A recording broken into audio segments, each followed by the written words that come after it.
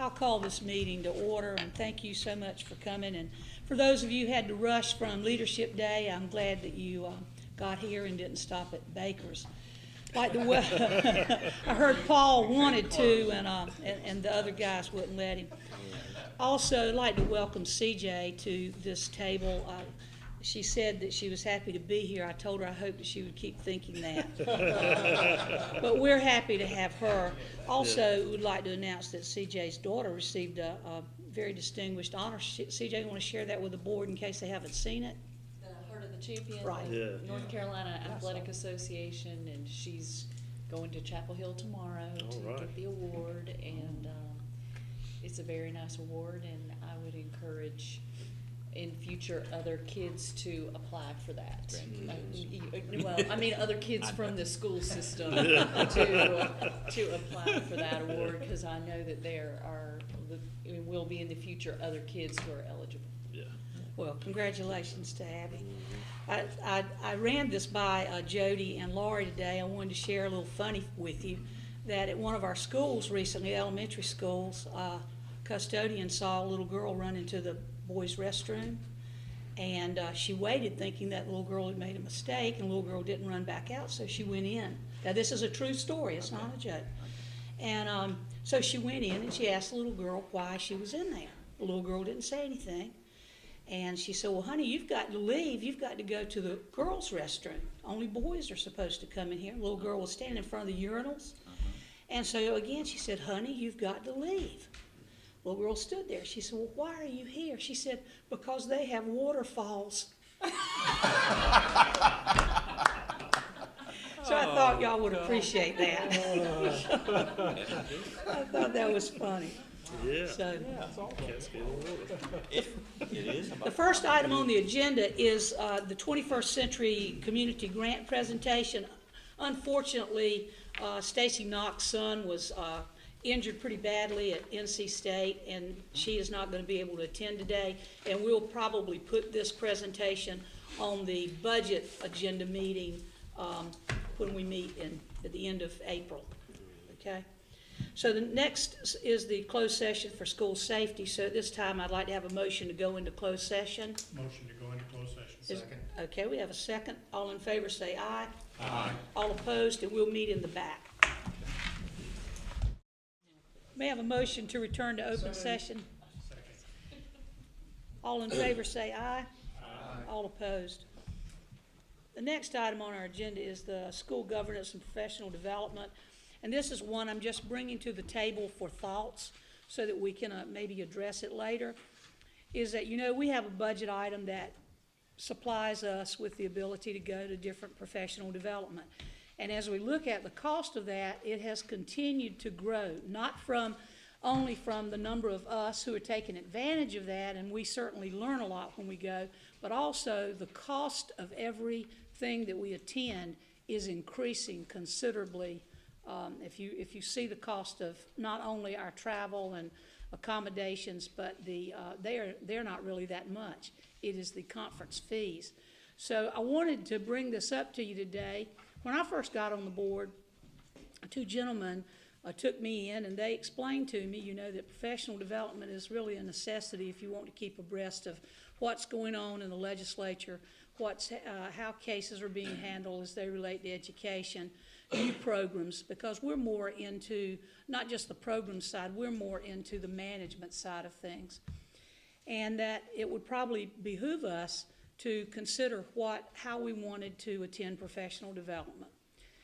Do we want to set policies that limit us to go to a national conference every 2 years instead of every year? Do we want to allot a money amount to each person, and once they expend that money amount, do we want to say we're not going to go anymore? As we come into our budget session, we do need to add some funding, I think, to our professional development, because we are taking advantage of it, and I think that's a good thing, a really good thing. At the same time, we have a policy, but we have no parameters that set anything for us. I asked Jody, and she was willing to do this, to talk with some other school systems to see how they handle the situation. And some of them do set a certain amount per person. Some of them set an amount per person, but those are for outside the state travels. Anything that's sponsored by the School Board Association, like the state conference, the law seminars we go to, those kind of things are a given. And they also have a certain amount that's set aside for new board members, so that that would be up above and beyond what your regular staff development would be. Did I say that correctly, Jody? So I'm bringing it to you because I think that as we move forward, we've looked into things like master board training, which on the surface is wonderful. That's what we as a board agreed that we would like to do that. That's going to be costly.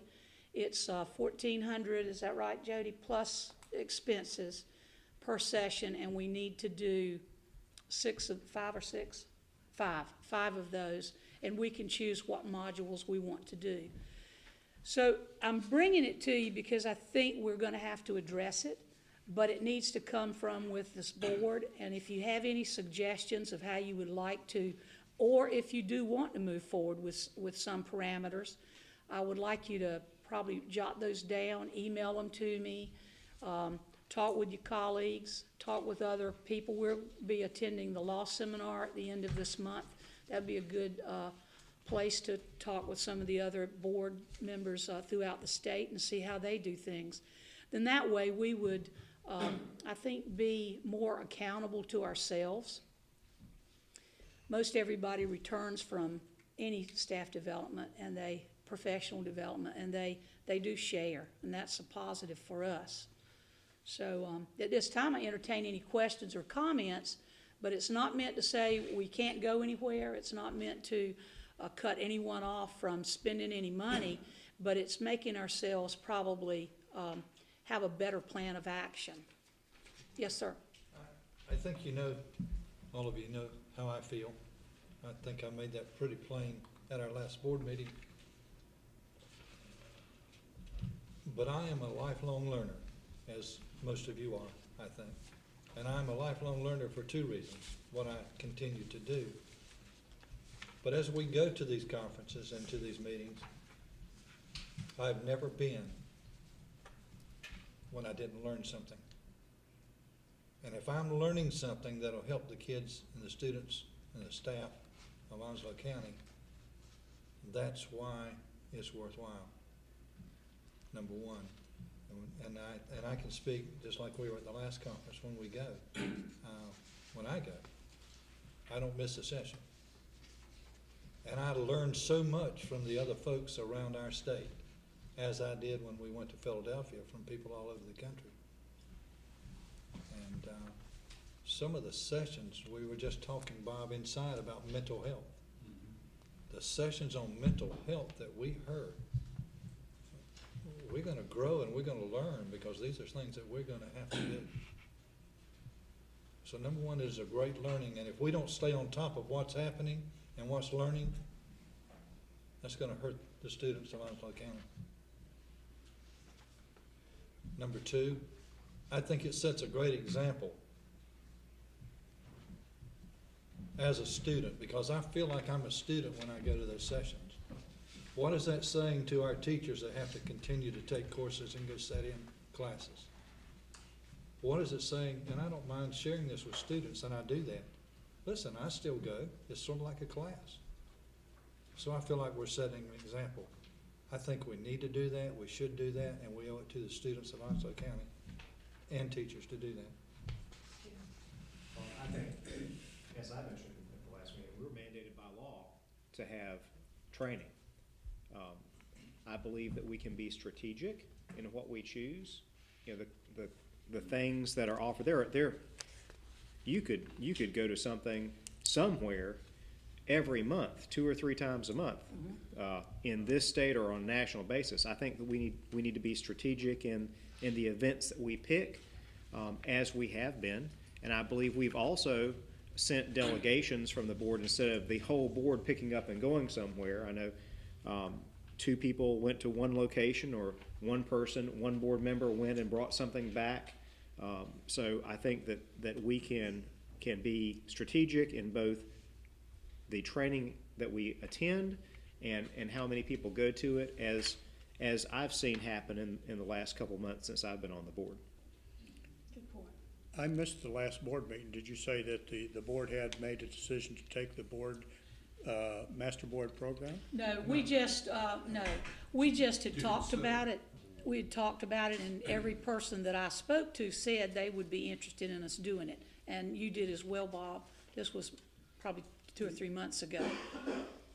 And I'm thinking, and I've looked at the items that are on the master board training, and I don't see us having issues with those, but I think it would be a good idea if periodically we could bring somebody in and do training for our board on some of the other issues like School Board Association does. Right. And I know that they do have webinars and stuff that they provide to us and stuff like that, but I would see that as more productive, more cost-effective for us, because we could all assemble in a classroom and get the training without the additional travel expenses and stuff like that. But I wouldn't want that to supplement or to supplant going to the other trainings.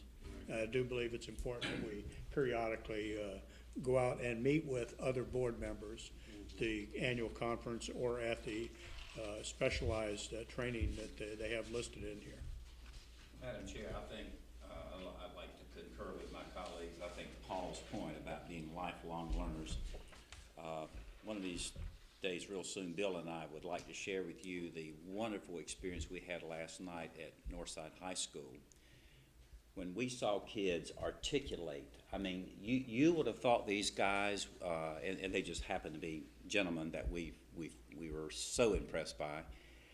The way they articulated, it made Bill and I just have an appreciation of how important these kids see education. And Paul's point was to the fact that we, as lifelong learners, we need to continue our quest, because let me tell you, these kids of today, and particularly the kids we met last night at Northside High School at the STEM event, I was literally, I mean, it's almost made goosebumps. It was unbelievable how articulate and how well versed these kids were and how focused they were about their education. And they're competitive. They're very competitive. Very competitive. With themselves. So I think Paul's point is well taken. Jeff, you're right. There's something offered all the time for everything. And Bob, you're exactly right with, I think we need to bring people in. I think we can be good, escaping the word. Stewards of our money. Stewards, thank you, Bob. Well, I think we can be good stewards, not only of the funds needed to continue training, but we need to be good stewards of knowledge. You know, we need to not only receive the knowledge in a good setting, and sometimes it's right here, but we also need that opportunity to get outside. So I think if we have a good balance, I think we're good to go. I like what I've seen so far. I look at it this way, especially being a new member on the board, to identify those absolutes, those things that are foundational in training board members to do the job that we do, to hone in on those first, get them out of the way as quickly as possible, and then at that point we can pick and choose what we need to go to, and like Jeff said, to judiciously send teams out to different other venues and bring information back to the board. I think that would be great. So what everybody said basically is pretty much sound, but those fundamentals are crucial. Having been on, and I ditto everything that's been said, having been on the board since 2012, I've made every attempt to attend all of the state training at the School Board Association Raleigh, attending the state conference and so forth. And they're all different. They're all different, particularly with the school law that we attend in Asheville. It's 3 days of just dealing with school law, and I'm telling you, it is. I never thought attending these conferences as a vacation or sitting on a metal chair with a half-inch cushion from 8 o'clock to 5 o'clock of vacation. You're learning, because those things that they're talking about in Raleigh and Greensboro, I can assure you will impact our school system one way or the other. Our staff they're on this every day. That's what they do every day. But for us to be informed and have knowledge about this information is extremely important. The state conference, I will tell you, is different than the national conference. It's just on this much grander scale. There were like 6,000 school board members from across the country there. And the presentations were different. Very informative. I don't think you'll have a Board of Education where the entire board goes, so forth, but it all varies. But if you look at that list of events that Jody made available, those are pretty much standard throughout the year. From year to year, the dates will change, but they're all worthy events to attend, because you just learn so much. Every year, I've been to what we used to call School Board 101 3 or 4 times, and each time I go, it's the orientation. Each time I go, I learn something different. I do too. Because you come back and you've had a chance to take that information that was given to you, and you've had a chance to put it to practice. Oh, now I know what they mean. So it's just part of learning. I would like to say that I've had a chance to network with quite a few school board members about the Master Board program. That too is different. It's not, you're not going to get law information on law or anything like that. It's just working together as a board to be able to work on behalf of our students in our school system. I would like to also clarify that, as you know, I am a member of the Board of Directors for the School Board Association, and that's actually about 8, I was counting them. I said, gosh, I'm in Raleigh once a month just for those meetings. That month, those trips and those events are paid for by the School Board Association, not locally. So I just wanted to clarify that, but I think we're in the right position for the Master Board training. I think we will benefit greatly from it. I've heard from those who have gone through it. They said, you need to do it. You really need to do it. So anyway, if you look at the 2019 calendar of events, actually the fiscal year begins in September, and we meet September the 5th, District 2 in Jones County, and get to visit the new school there. So they're excited about showing that. So anytime you get a chance to learn, I just don't want to put a restriction on any individual if they want to go. I'm more than happy to back off and let someone else go, but I agree with Mr. Hudson too. You don't need 7 board members at a national conference. And I will tell you, there were some school boards that had their full board there, but they won't go to these other things to learn the nuts and the bolts.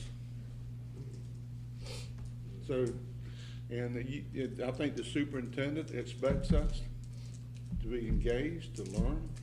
He doesn't have time to sit down one-on-one. It's our responsibility. Thank you.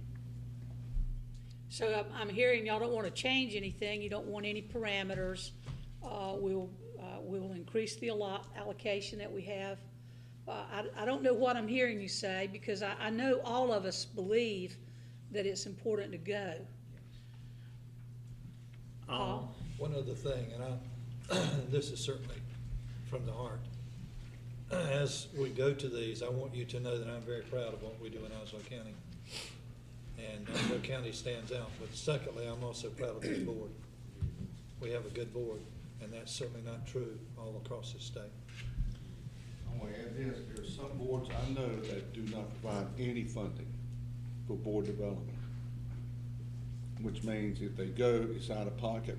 Most of them stay home. To me, that's the worst thing that can happen. Oh, it is. So we'll leave it at that. And I think we're big boys and girls that we can work together and say, hey, do we need it? Who wants to go? Whatever. And go from there and come back and report. If we need to revise the budget to accommodate additional costs that are incurred in this, then I would certainly recommend that we consider that. But I think also we have to be good stewards of our money.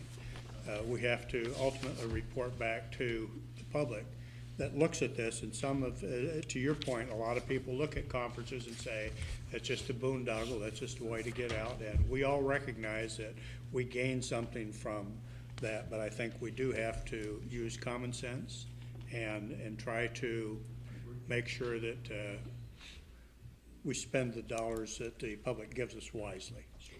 Madam Chair, I think there is one thing that we can do that would be very simple, wouldn't cost a dime, and that is we know the training calendars from the North Carolina School Boards Association and the national associations that we're with.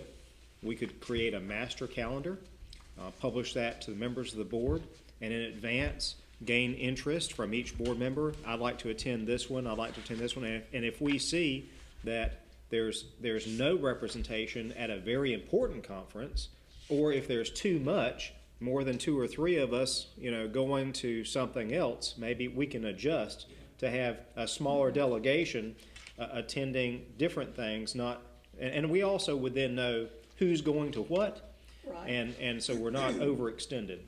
That's what Jody and I talked about, if we could have that calendar ahead of time. But Earl, you need to get the School Board Association to get the dates out to us sooner. Well, I sort of thought that they gave this to everybody, but being on the board, I got it kind of early, and I passed it on to Jody and said, we all need to get this information as soon as possible.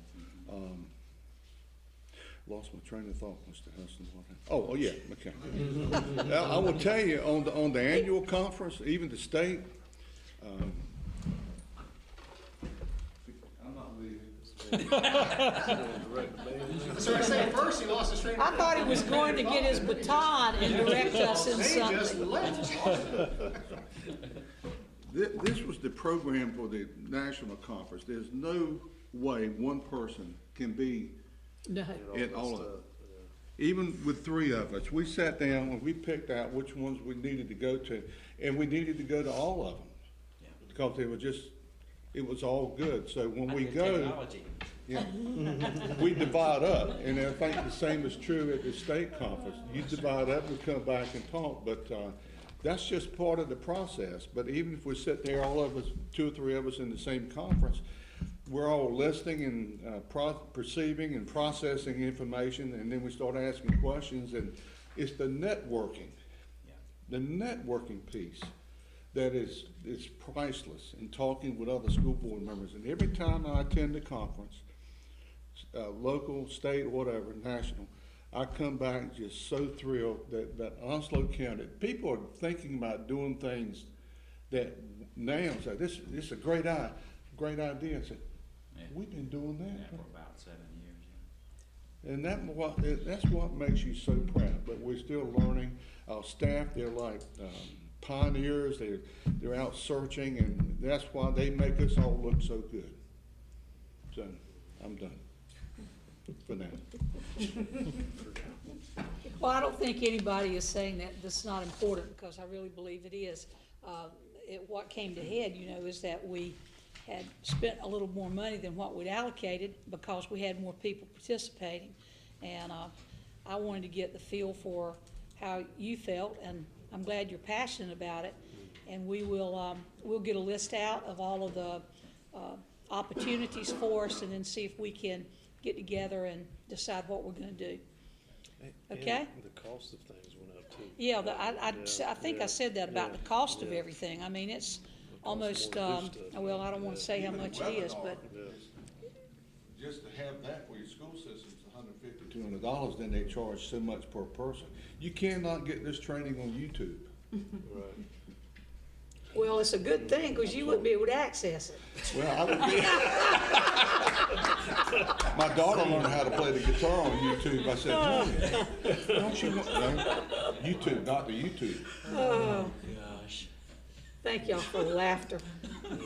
Thanks for participating in that discussion. I just wanted everybody to understand, that there is a cost involved. It is an opportunity that's worthwhile. And we'll move forward from that. But I like the list I did, Jeff, and I'm glad you said something that Jody and I agreed on. Thank you. Let's go into our budget session, Mr. Dr. Berry. Dr. Berry. Madam Chair, members of the board, today, the purpose of this item is to really help me more than anything, receive some feedback from you, to kind of help shore up the budget priorities, moving into the superintendent's budget to the county.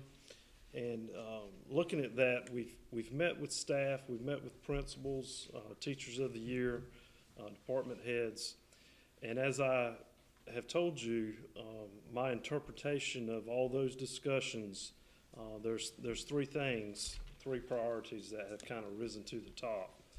The safety and security of schools, and you've heard a lot about that this morning in our closed session. Mental health, and we have a couple of folks here today that can help frame that for us as well. Brandon and Patty is here to give some summary data if need be, and mathematics. So those were the three things that kind of come to the top.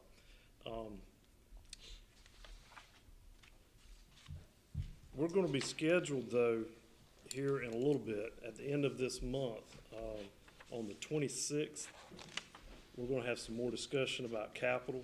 We're going to spend about a half a day on just the capital piece.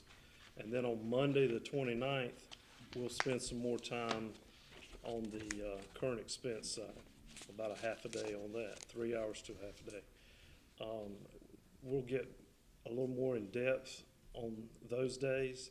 So today is more a general feel for where you guys are. So I have a simple question, and then I want you guys to give me some feedback, and you can say, look, those three things sound great to me, I'm good.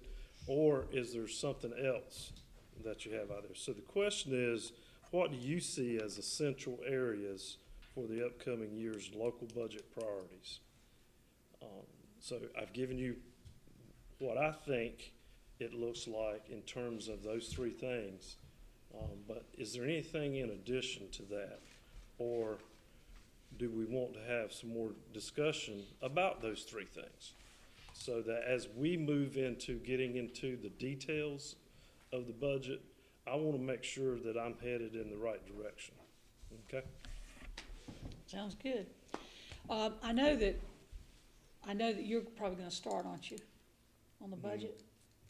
No. Or, Well, we're not getting Okay, into the right, budget right. today, that's at the end of the month. Right. but we're This going was more to Okay. give the Yeah. board Well, an opportunity to, to, okay, just want to make sure if you had something to say, you need to say it right now. I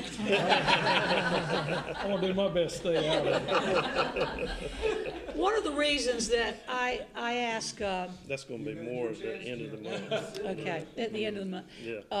that I asked Brendan and Patty to come is that Bob, Jeff, and myself were in a hearing panel, and we ended up having a really tough decision to make based on some of the information that we received, and it all dealt with mental health. And after Patty's comments, we felt that it would be good for the board to hear some of the data that she knows that we don't always hear, since the mental health was one of these. So at this time, if Jeff or Bob would like to say something, please go ahead. I'll be happy to say something. As Madam Chair, as you know, I was on that committee for a long time that the local community had after some of the loss of our students to suicide. And that became a suicide prevention task force that ultimately delved into becoming a mental health issue for the community. And the county commissioners kind of picked that up, and that's one of the reasons that we have the Dick's mental health facility out there right now, is because of community involvement, of which I was part of. It's been a passion of mine. We can't afford to lose one student. I believe we had 4 students that we had lost in a very short period of time. And it got my attention, and I started looking at the policies that within the district that we have, and how we were addressing that particular thing, and that's how I got to the suicide prevention panel. It continues to be an issue. I believe that if you go back and you do a analysis of all of the major incidents at the major school systems that have had recent incidents, you will find that there is a mental health component to every one of those incidents. And it's something that we need to look at. It's something that we need to be cognizant, but more than that, it's something that we need to act on. We need to be as proactive as we can in being able to provide the services. The state, and not just North Carolina, but most states did away with their state mental health programs. They've centralized a lot of that now here into, I believe they've got 3 or 4 major contractors that deal with that in the state of North Carolina. And during that process of doing that, it took the money away from the state. Actually, the state allocates it to those organizations, it comes down, but the services that were formerly provided, I think, have been denigrated over the years. There's more cases, fewer dollars to go around. And per capita, they may actually be putting more money out to combat the program, but the program is not able to handle the number of cases we've got. Society has changed. The family unit have changed in the United States. And all of that is contributory towards the problems that the students that we get in our schools every day are encompassing. This is complicated by the process that we have a large military presence here with one-parent families while the other parent is deployed. So that creates a lot of, and I come from a military family, so I understand the stressors that are involved with having a parent gone for 12 or more months at a time, and the other parent trying to cope with all of the problems in the family. So we've got a lot of different issues that fit into this program. We have limited resources that we can apply to it, but I think that it needs to be a major component of what we do. It is a preventive measure for making, I won't say make sure that we won't have an incident. Anytime we can address the cause of the incidents and try to address that in a meaningful way, we lessen the risk that we have a serious incident in our school system. That's very well said, and I think identifying that it's a mental health issue, not just a behavioral issue, would be another. Jeff, you want to follow up on that since? I do. As you mentioned, the 3 of us were in that particular special meeting.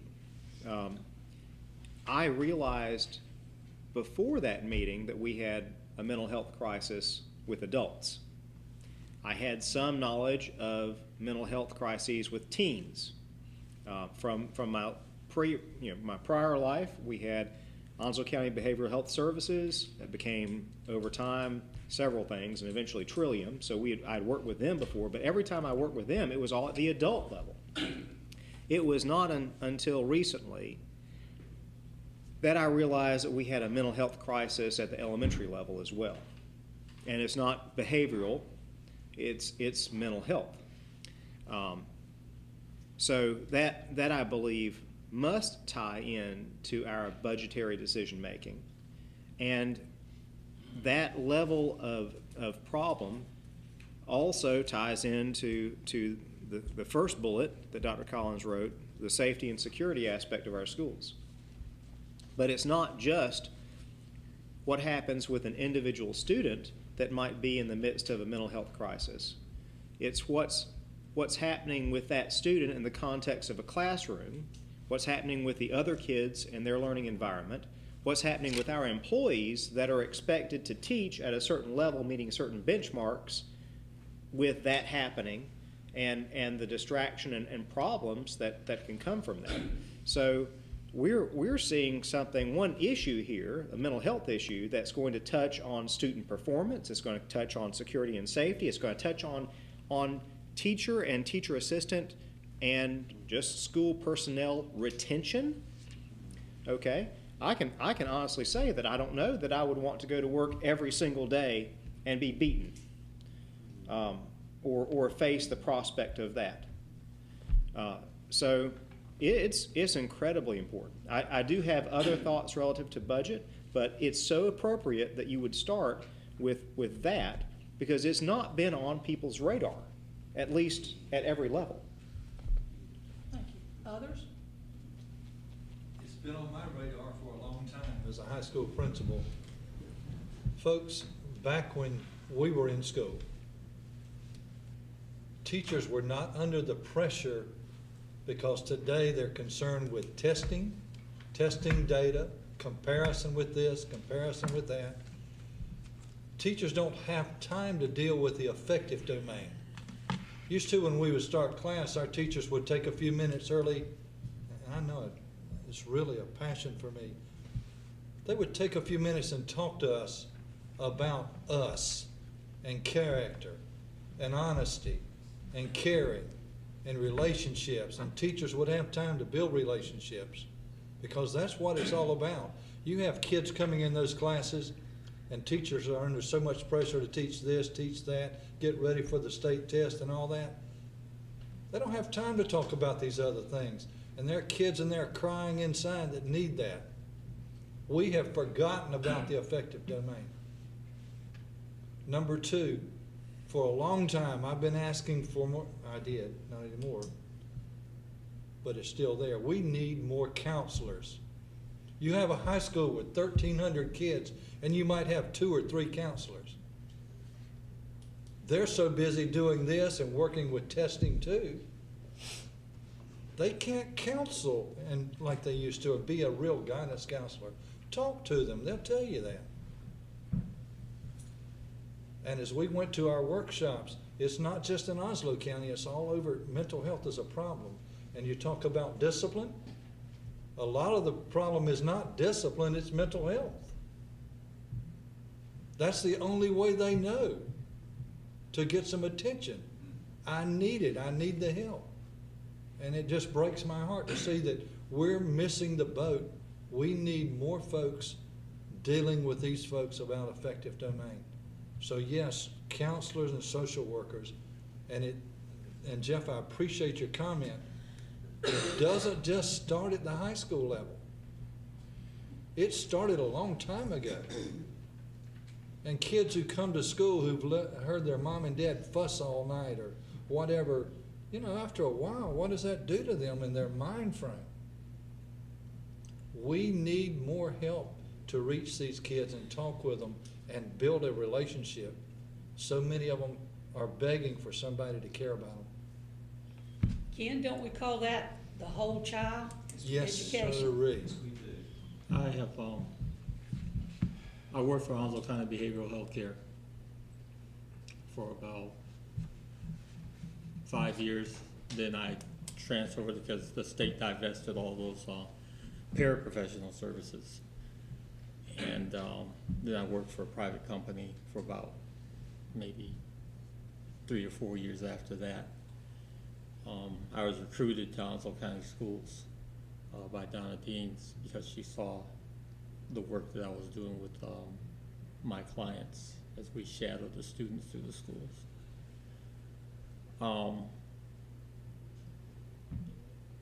Coming from that background, it's a combination of things. Some people might say it's all mental and it's not behavioral, but they're all connected. You got certain circumstances, like has been mentioned here, in the home that occurs in the student's life. You have the challenges of the academics, of which some students just aren't prepared for. You got their interpersonal lives, their interaction with their fellow students. And it's all about, in many cases, their coping mechanisms in dealing with all that coming at them at one time or another. It's important to have an adequate number of qualified professionals on staff at all times to cover a certain number of students in any given moment. But it's equally important to have teams of professionals and paraprofessionals working together. Onslow County Behavioral Health Care was the perfect scenario because it had case managers at one level. It had the qualified professionals working underneath those case managers, and then it had the teams of paraprofessionals that worked and actually paired off with the students at their individual need level. Building such a system inside the school itself would work. It is a possibility of making it work as long as each and every person at each level receives adequate training and professional development as changes occur and they see things occurring.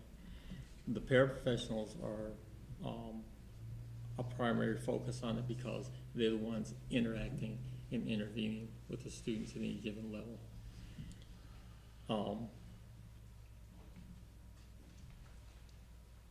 I think that would be about all I would have to add concerning this, with the exception of the quality of the wraparound services that are provided through the school system.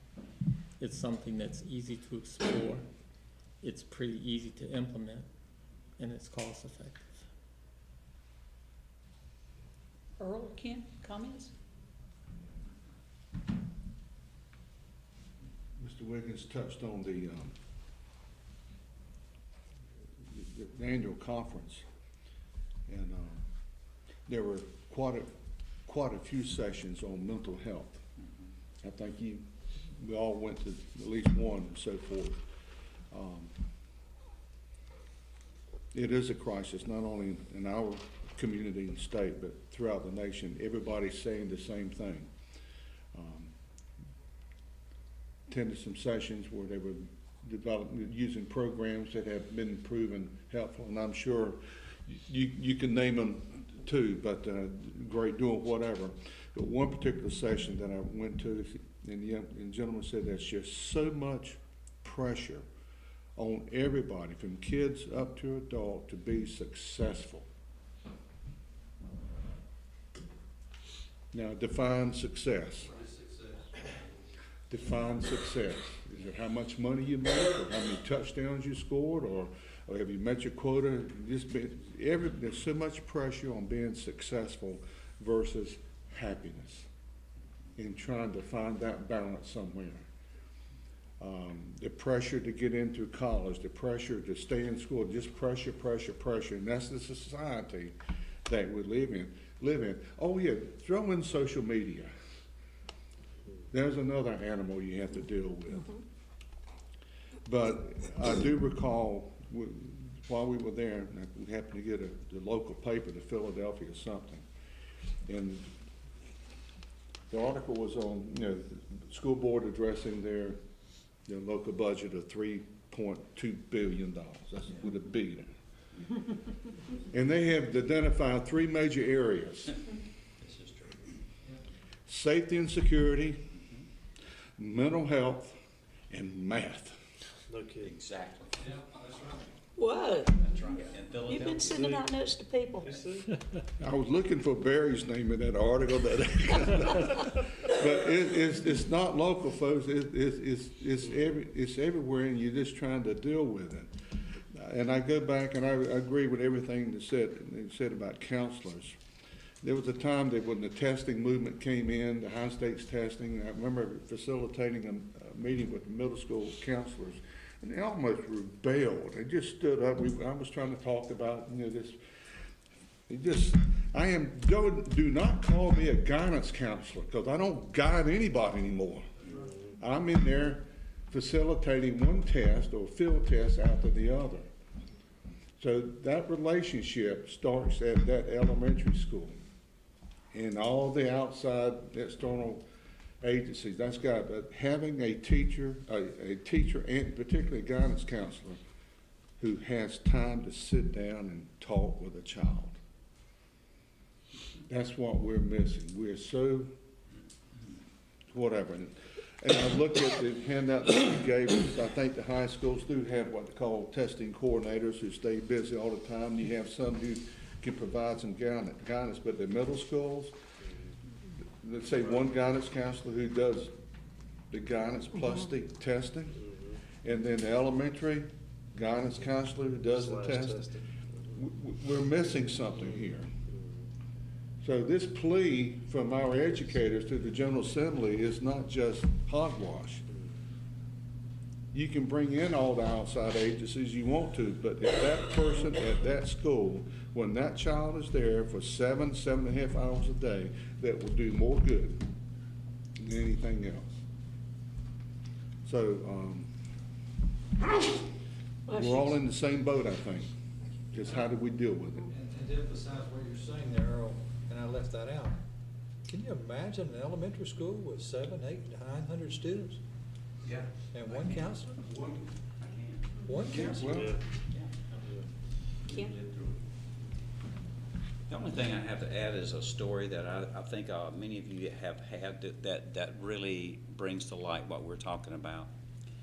You know, if you go into a kindergarten classroom and you ask the children, how many of you are really good at art? Every kid in that classroom will raise his hand. Go to a third grade classroom. How many of you are really good at art? 2 kids may raise their hand. The fun of school no longer exists. And I do believe in accountability, so, you know, we don't have to discuss that. But I do believe the pressure that many of you have talked about is there. It's real for kids, it's real for parents, and I'm not saying that's the cause of the issues that we have, but school is a different place now. My wife was a first grade teacher for a number of years, and I know she would probably be teaching today, but school became not as much fun. I'll just put it that way, mildly, because everything is about a test score. Everything. There's no, like Paul said, that affective domain that no longer exists. I do believe, though, based on the number of visits that many of us have made to schools, we are seeing some really, really good things in school that may be touching on this morning at Richlands Elementary School.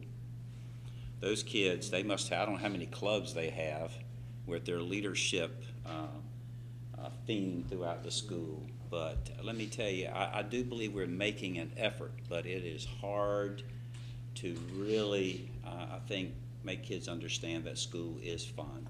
It's fun to learn. It's fun to learn because of that constant, let's take a test, let's, okay, you didn't pass that test, so let's take another test, that'll make it better.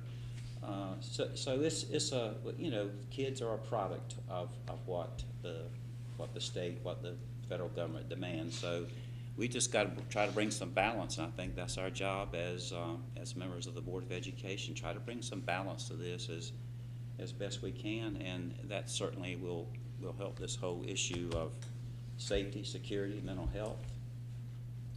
Thank you.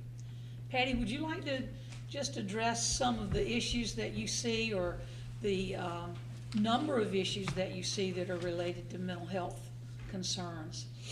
Sure, did you want to share I can. generally first, and then I can hop in? Okay. Would that be okay? Yeah, I can kind of address more of the mental health issues, and then just have some numbers that Dr. Collins asked me to put together. For one is our McKinney-Vento status this year. Obviously, with the storm, we have a number of students that are homeless. This year, it's 1,340 total, and that's up from 317 last year, and about 1,100 of those are related directly to the storm. And while that may not necessarily represent a mental health issue, those children have been through traumatic events. Your adverse childhood experiences, you end up with symptoms very similar or can lead to issues dealing with mental health, like traumatic stress. Did you say 1,300? 1,300, yes, ma'am, 1,340. About 1,100 of those are directly Related to Hurricane Florence. We have over 100 that have been evicted from their homes or lost their homes for economic reasons. And there's a direct line between poverty and mental health issues. So that is a problem. Again, talking about those adverse childhood experiences, our child advocacy center in Jacksonville has seen 131 of our students this year. Those are investigations into physical or sexual abuse. Repeat that number again. 131 of childhood Sex school-age children. Sorry. Sexually, Sexual or investigations into sexual or physical abuse. 131. 131, yes, sir. That's since August, this school year. Our Integrated Family Services, who is our mobile crisis unit that is called upon, they've answered 142 calls this year dealing with children from ages 6 to 18.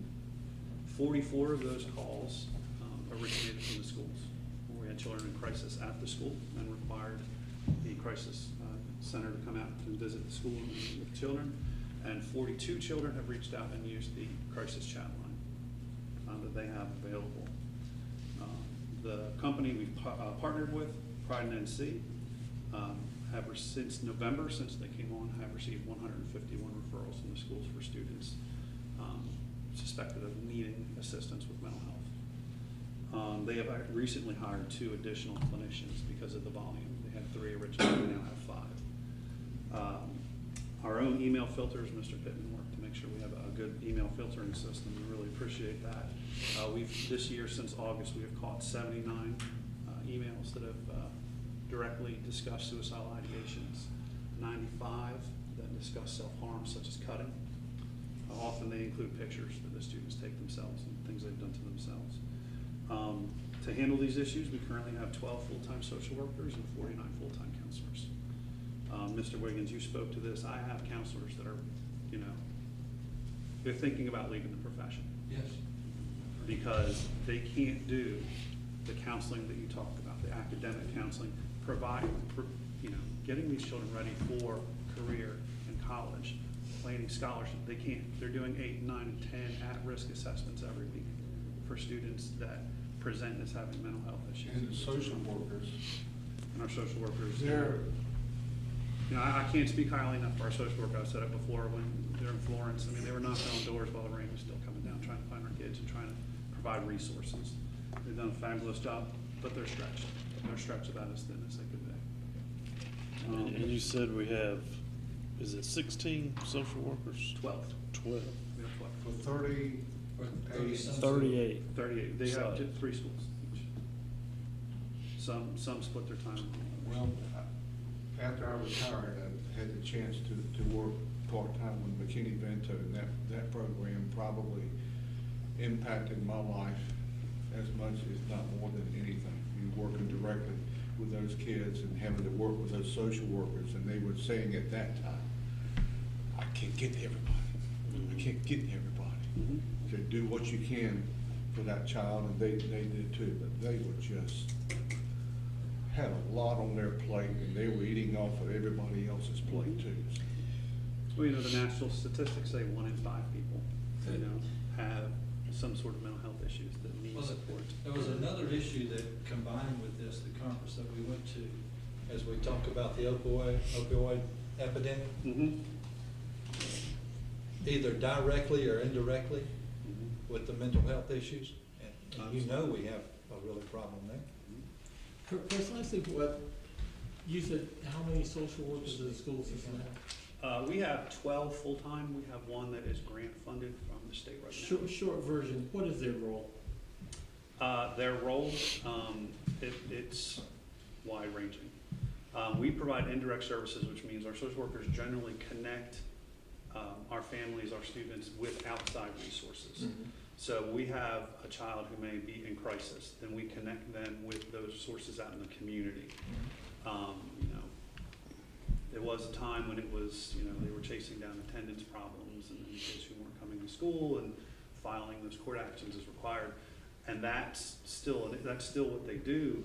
But then on top of providing services, we have kids who don't have a place to stay. They work with the local community to find kids a home, maybe just for that night. Kids who don't have blankets, clothes, food. Kids who have houses that they don't have food, that they go home on the weekends, they make sure they go home with a book bag full of food. So they have food for the weekend.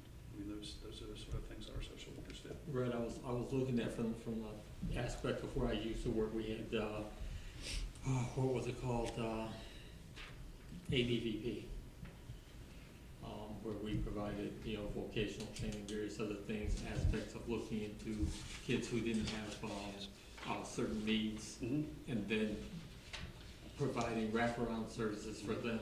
Right. Well, and our social workers also serve on our crisis team. We have traumatic events that take place in schools. They go and they work with the students and the staff that are there. How much of that responsibility, as they refer them outward, how much of that responsibility is then given over to those ancillary services out there I think to take it off their plate? Well, when you have someone who has indirect services, and say they refer them out to a mental health facility, then we do, obviously they are the providers that do that, but we also follow up with those students. We make sure that they're still attending. We have social workers that will make sure that they're getting to those appointments, making sure they have money for any medication that they might not other have. They will find resources for gas for parents to get them to these appointments. So we continue in that support role, but then we refer them to those people who can provide the direct services. And the reason I say that is because once you initiate, once you identify, and then once you initiate and connect them to those services, and this is just in my wheelhouse, it absolutely becomes less your job. Less the job of the counselors in this school to Correct. do that. It does in that sense, but personally and professionally, I don't think they see it that way. They're vested in those children. And this is the thing, and don't get me wrong, I'm not a monster. We can't do everything. And at some point, we can't take what we feel and superimpose over what we can't do. I agree with you. That's why we partnered with Pride and NC to help to provide those services in the schools where we have families who can't access them otherwise. And it's not that we keep, we want to keep, I don't know, it's that we want to make sure that our students are still being cared for. And I understand. And not keeping that responsibility. We're not the licensed clinician that can provide those services. Right. But we feel compelled to make sure that the family is following through and making sure the child is getting Right, those services. and don't get me wrong, I'm studying the language, it's that compulsion. When we work in that area, we were consistently reminded to keep a professional distance from what's in here, from the realities of what we do. It's difficult to do when you've dedicated your lives to children. And I know it's a teacher. And I've done it in the Corps. It's, you got these young charges and you want them to work well and through life and part of why I'm even here to this day on this board. It's that same passion. But there has to be ingrained in your procedures a stop. Something that says, despite your passion, this is where you stop. Well, let me draw attention back to why we're really having this discussion, is to show the need that we have not to question the parameters in which they work. But I would like to ask you this question just as clarification. Our social workers do not refer people to a psychiatrist or the psychologist. It is Patty's department that does those kind of things, isn't it? No, ma'am. Okay. Then who does? Well, what we can do is we can hear our options for you as a parent. So there's, different mental health providers in town. Okay. We can't say go to this one. Here are some options for you to choose from. It may be an insurance issue, you can't use this one. Or it may be, they don't have, it's gonna be 4 weeks before this person can see us. So we provide them with the options. Okay. And allow the parent to make those decisions as best Okay. they The reason I'm asking that is I know that within the budget is going to be some positions that are being requested, and I want to bring it to, full disclosure that we are trying to advocate a case of why we need those positions, basically. Yes. And that's the reason why I was going in the direction I did, because how we approach things from a policy perspective affects how we impact the costs we incur. when we feel that we should do more than we're doing, we add additional cost to what we do. We have to look at the reality of, are we doing what we're supposed to do, getting them what they need, and leaving it lay there, because at that point, it's not our job anymore. Mr. Lanier, I think that's a decision the board needs to make, is what we feel our place is, not. Right, and that's why we're here, and that's why I'm on the board. I'm Mr. having a Wiggins. discussion about it. Two things. I think what you were saying, as far as these children, we can't refer them. That's not our job. We supply supporting information, et cetera, and help. We But can't help refer. point them to those resources that are available. And Bill, I understand what you're saying. And I can agree with that to an extent, but I can tell you this. If I had a child, and it was my passion and still is, you have a child in a lake drowning and you pull him up to help him one time, you can't just turn him loose and let him go back and drown. I just never could do that. It's the components of Right. that mixture of what's mental health and what's behavioral health. There's certain mechanisms inside the system to deal with both. There's aspects of discipline within the school system itself, which rules contain behavior. Then there's certain behaviors that go beyond that, for which there are 504s and special needs and all these other ancillary services. And the thing about this is that when we realize, and like I tell everybody I run across, everything that you think you need in the school system exists. And at that point, it's up to us to convey that message to the people that we serve, not only providing those services to the students, but bringing those parents on board as stakeholders to remind them that this is the process by which you follow to get it done. Well, do you mind if we move on and let them finish their little, Yes, ma'am. Well, let me say one thing. My point is, we don't have enough people to do what we're doing. Amen. That's my. Amen. Patty. Thank you, and thank you, Brenda, for letting me ask you to speak first, because the truth is, my piece is a smattering of children encompassed in everything he just said. So mixed in all the children who are homeless, who are hungry, or who have other needs, are students with disabilities. And some of the students with disabilities also have mental health or behavioral health components. Many of the students who have mental health issues or face trauma, they're not students who have been identified as students with disabilities. So the information I'm sharing is just specifically about kind of the overlap between the two, and there is some overlap. In our Exceptional Children's Program, in our December 2018 head count, we had a little more than 4,000 children identified. And that represents about 15% of all the children in Onslow County. The state average is 13%, and we're funded at about 12.75%. So we have more than we receive money for, and I know you all have heard that before. In Onslow County, we tend to increase between 100 and 200 children with disabilities every time we do a head count. And we do a child count in December for federal funding and in April for state funding. And again, we just did our April head count. We were 4,205 students with disabilities. There are 14 categories that children, or eligibility areas children can be identified as a student with a disability.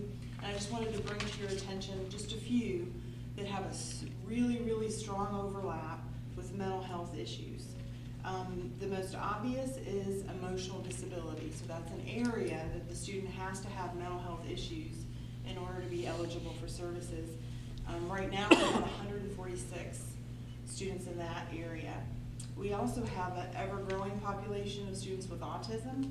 And in that area, there's some sensory impacts on behavior, mental health, anxiety, sometimes attention deficit disorder, some other comorbid areas that are sort of remotely connected, that look like acting out behaviors, social issues, mental health issues. We have right now 545 students that's their primary area. Another area is called other health impaired. Those are students with mental health diagnoses and other diagnoses. That's almost 1,921.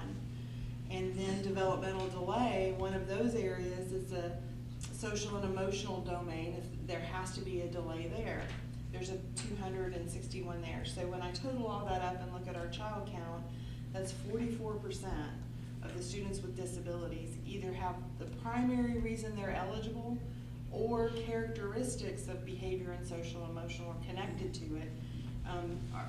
There is that big overlap. So not every student with autism has behaviors or mental health issues or social and emotional, but there's an overlap with the way that their eligibility is determined. So we do have a high number of children who have disabilities for a variety of reasons that may have experienced trauma in their life. They may have situations going on in their home, and they may be uniquely challenged to communicate what they're going through or what it is they need, because on top of the trauma or life circumstance, then they also have some other level of a disability that makes them eligible for special services in school. Last, I just wanted to share with you, right now we have 14 school psychologists for exceptional children, and so their primary role is testing and evaluation and placement and assisting with program development. We would love, as a district, to have school psychologists that were able to perform more comprehensively so that they could participate in mental health services, counseling children, groups, doing some other things. We do currently, though, still have school psychology positions open. We would hire 6 more if we could find 6 more today, just with the Exceptional Children's Program, without thinking more globally. And it's a shortage area, so it's very difficult to find enough school psychologists to work with us. Yes, sir? Just so everybody heard that, we have 6 vacancies right now. Yes. School psychologists. Yes. That we could fill today. Yes. That we can't fill. Correct. Okay. And we had 9. Just make sure everybody. We had 9 5 years ago, and we're up to 14 now. School psychologists have 3 and 4 schools each. So they're stretched, and again, their role is not, mental health is not high on their role right now because they're funded and hired for the purposes that I mentioned to you. So we would need more, and we would need to kind of broaden their scope of work.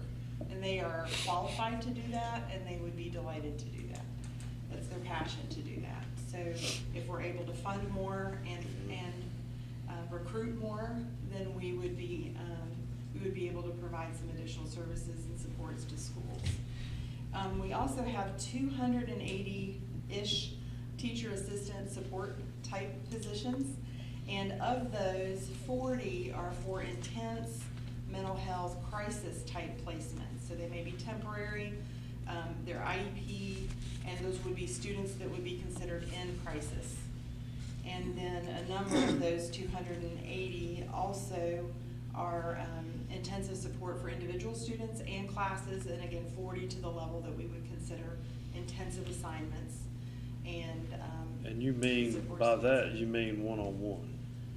Yes, one-on-one and crisis, and one-on-one and crisis means likely to need to physically intervene, likely to have the expectation that the student could have a meltdown again today, and we're gonna have to engage to help the student be safe, support, so that he doesn't hurt himself or doesn't hurt anyone else. And so 40 of those would be intense and would be waking up, those staff members would be waking up every day knowing that today when I come to work and I'm supporting this student who's in crisis, that I'm likely gonna have to physically intervene and to assist and support that student. Any questions or comments for Patty? Bob? I am floored by the statistics that you have just provided. For a fifth or a sixth of our student population to be classified under these particular programs, and the limited number of staff that we can provide to provide those services for them. The boards of education are supposed to be providing educational services. And if we're having to service a fifth of our student population with mental or behavioral issues that detracts from our primary mission. I think we need to reach out. We need to address it within here as much as we can. But I think this is a much bigger program or a problem than a school district can handle.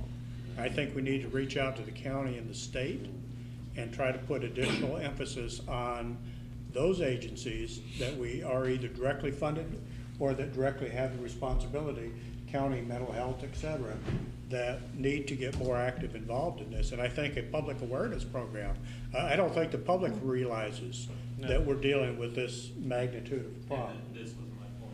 Yeah. Bob, you're so right. This is a societal issue. And it's across the whole spectrum of the United States, and I'm sure other parts of the world as well. And unfortunately, all of us who've been around a long time know that we inherit those ills of society that we have to deal with. And I agree with Bill. We can't do it all. We just can't. Two things, Madam Chair. First of all, I'm pleased that we have the Jacksonville Daily News in the room with us, because getting the word out to our citizens is happening right now, both by TV media and G10 and through the Daily News. But I believe that while this is a nationwide societal problem, we have to recognize that here in Onslow County, our community of heroes face special stressors on the family unit, okay? Our very few other communities, if they're not military communities, have their citizens that perhaps one or both spouses are deployed overseas, facing the things that our community faces. And so if there is a time that others like Trillium or the state needs to step in to help a school district when we're facing this level of statistics, it's now, and it's at a place like Onslow County. Follow up on that, back in late January, Mr. Wiggins and I attended the National School Board Association Advocacy Conference, and the focus was on IDEA.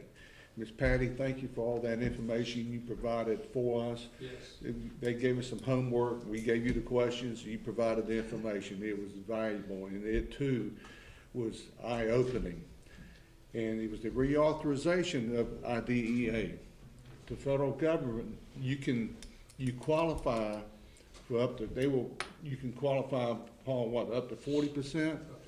But they're only providing less than 15%. That's right. Toward this program. So you got the state funding, our funding, they provide 15% instead of up to 40%. So that program is crucial. Any money you get from the feds is absolutely crucial. It's a challenge that we all face in our community, but throughout this nation of ours. And we actually met with Senator Tillis and Senator Burr, and they were kind and listened to us for an hour and a half, but that was our message. We need more help from you. Now, I don't know whether we'll get it, but that was it. But at least we met with them. How many other people were in that session with y'all when you met with Tillis and Burr? This was the North Carolina delegation, maybe About 20 that were in the office. Senator Tillis and Senator Burr came in. It was packed. It was packed, and they all heard the same thing. And we shared with them, we had another leg up there, that we were a military community, and their eyes opened a little bit more when we talked about that. Other comments or questions or anything on the mental health? This is a good discussion. I think that it's worth noting that this board really does have an interest in the whole child, and we also understand our limitations in how much we can do. And it's bigger than just us. So let's move to the math section. Do you have any other questions? I'm not taking it by section. I'm Okay. taking it by what goals, outcomes are you seeking? Okay, okay, that's fine. So, Yeah. Madam Chair, Yeah. I'll just give you all mine at one time, and then I'll be done for the rest of the discussion. Okay. So first of all, I don't disagree at all with the principal and department feedback and the superintendent's feedback regarding priorities. Part of the question was, what would you add to that? First of all, I believe that number one has to be student, staff, visitor safety and security. If we are not safe and secure, we need to stop there. But number two, mental health, it feeds directly into that. 3, math, we've seen the math scores, and that is a nationwide problem, so that's number 3. I would add number 4, maintaining public assets. Now, that is not perhaps as much in current expenses as in capital, but I believe that especially after the hurricane that we've been through, high on our list of priorities has to be maintaining public assets, which includes the repair of our assets. I was in Richlands Elementary School, brand new school this morning. They're unable to use the multi-purpose room of that brand new school because all the flooring's been pulled up because of damage from the storm. So just continuing to move forward on that, as I know that we will. The other part of the question, though, is what goals, outcomes, expectations do board members have? And I have a list of 6, which likely this has already been addressed or is moving forward.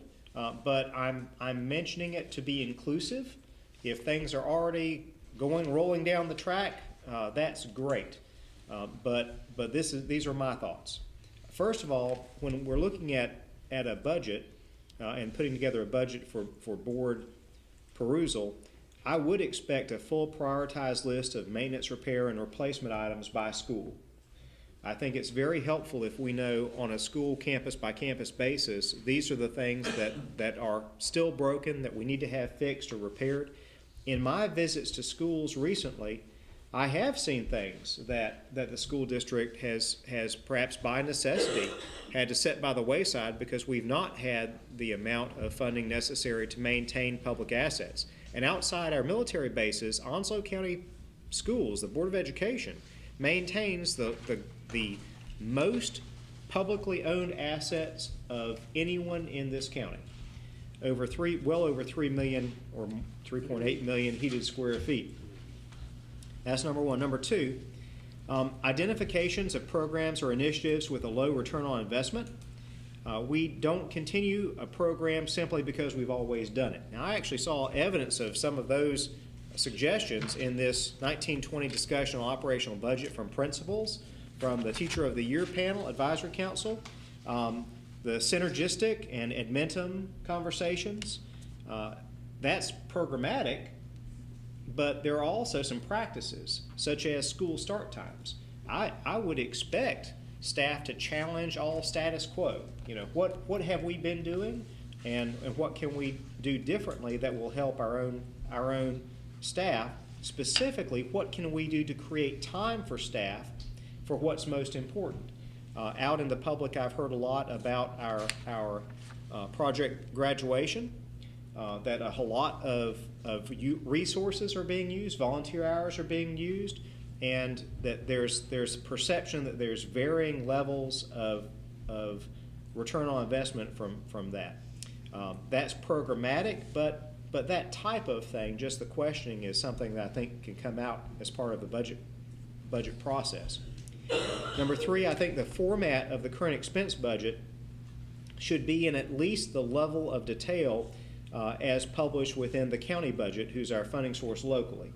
Now, why would I say that? Well, part of what we hear in the public is, there's a lot of tax dollars that are going into the Onslow County school system, and we just like to make sure that we have a good understanding of where that's going. And I believe that we do a good job of publishing it, but school budgets are generally organized differently with different program sources of funding than any other local budget, different than a city budget, different than a county budget. And I believe that it's possible that we can absolutely have as much or more detail in past budgets or this budget as the county provides in theirs. So I'm not saying exactly how that looks, but simply that we're able to tell our staff and constituents that, yeah, the detail is there. We know where the money is going. Number four, a 5-year needs profile for capital needs by school site. Kind of ties to number one in terms of the prioritized list of maintenance repair. But not only would our funding partners need to know what we need now, but they need to know what we're going to be asking for in the future, because these things don't fix themselves overnight. So that was number 4. Can you repeat that? Sure. A 5-year needs profile for capital needs by school site.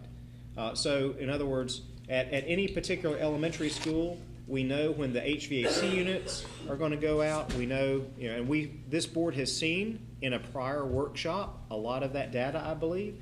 Just making sure that we say it over and over again. I believe Mr. Myers and his staff have that data that they can easily put forward. It's not saying that we fund everything that we need in 5 years now, but we're going to tell you what we need now, and we're going to tell you what we need next year, and the year after that, and the year after that, and the year after that. No one should ever be able to say we didn't tell them. Number 5, how, and this is something that actually goes to the discussion we've just had in a little different way. How can we better serve students moving out of high school into the workforce or to college? And this is, I think, the guidance discussion, the testing discussion, the mental health discussion.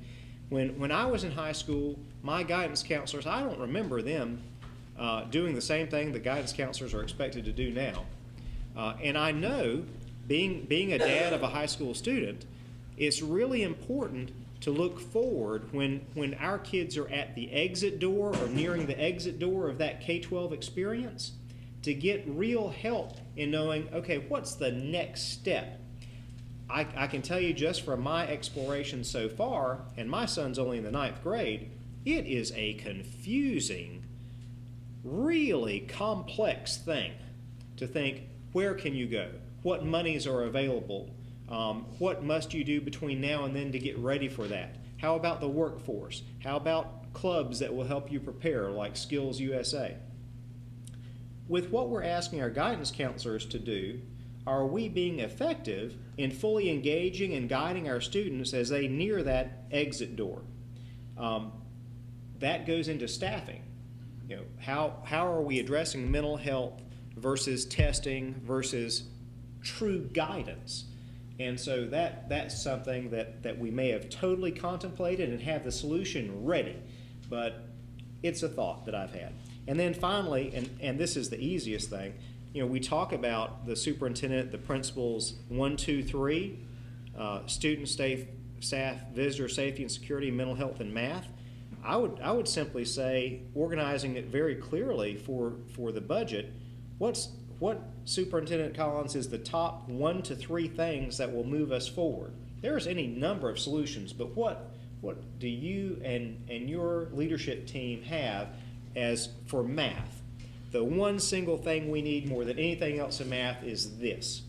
Because as the chairman said, I mean, we're not in this nowadays every day, so I will absolutely look to the guidance of you and your team for that thing that moves the ball forward the most. And we can prioritize funding requests based on that guidance. Okay. Thank you, Madam Chair. That's what I have. Good points. Anyone else? Yes.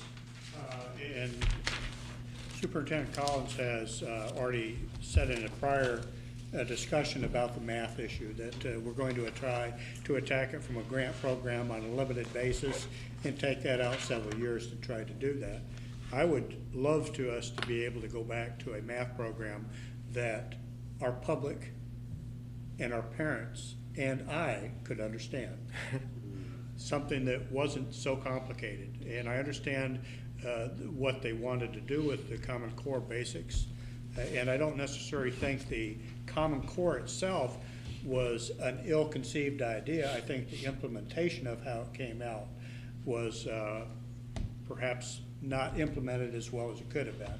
But the basic concept of trying to teach kids to think intellectually about how they get to numbers is one thing.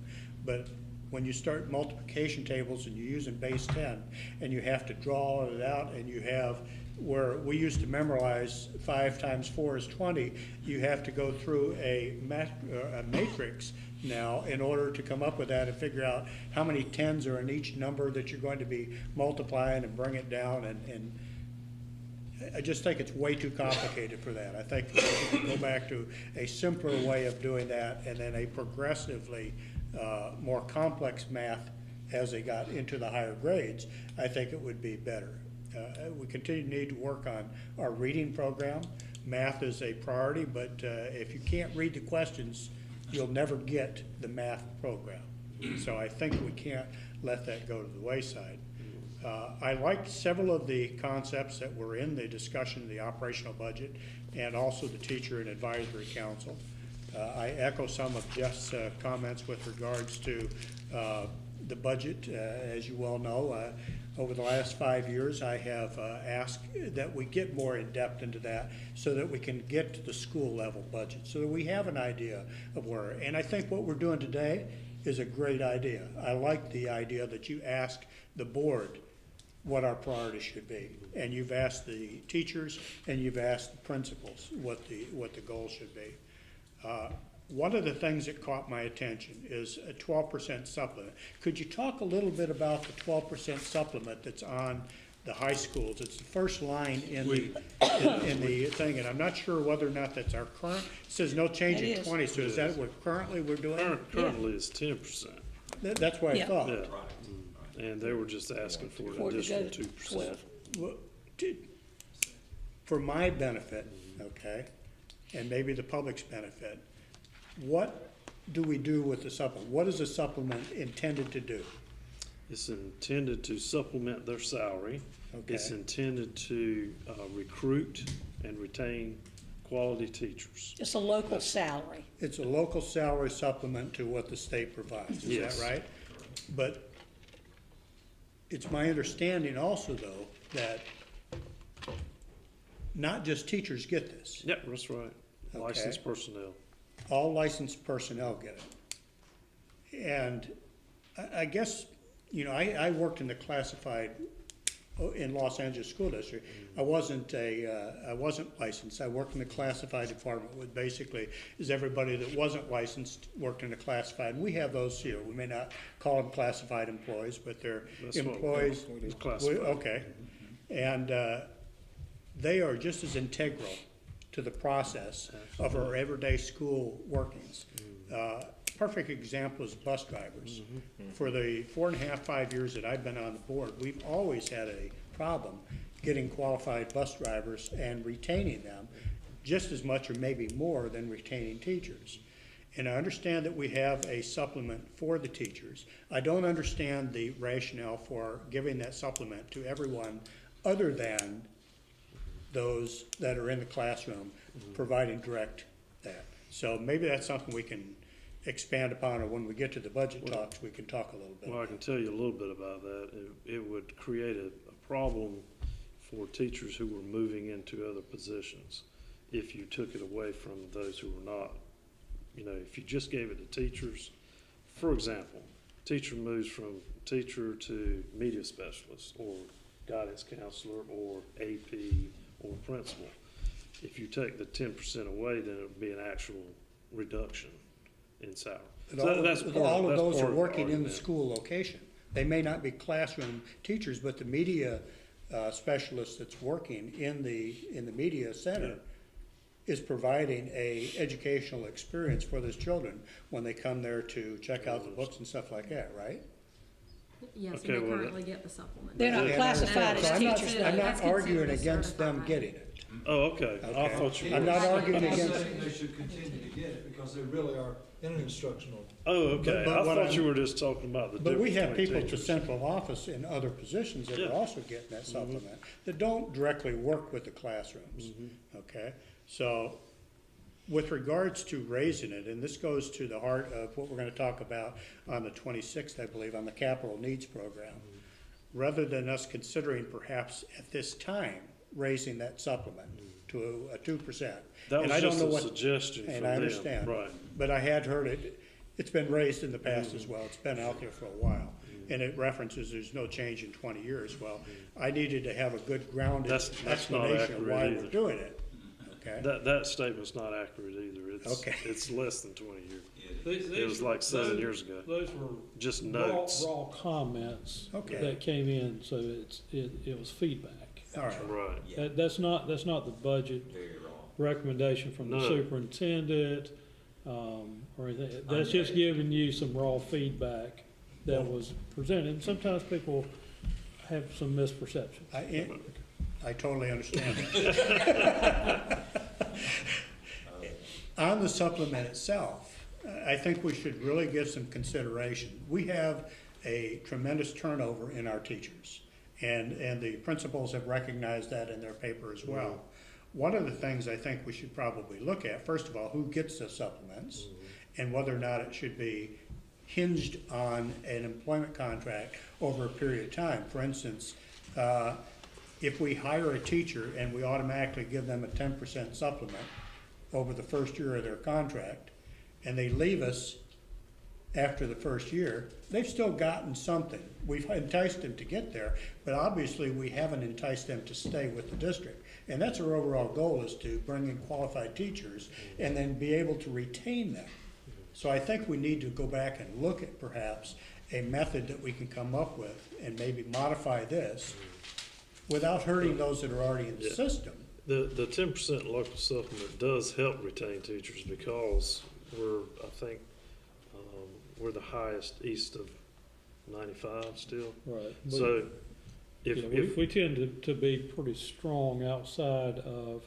If you leave here and go to another areas. district in the area, you're gonna take a salary cut. You may only get 2% or 3% supplement, Yeah. so it's really enticing for us to hire.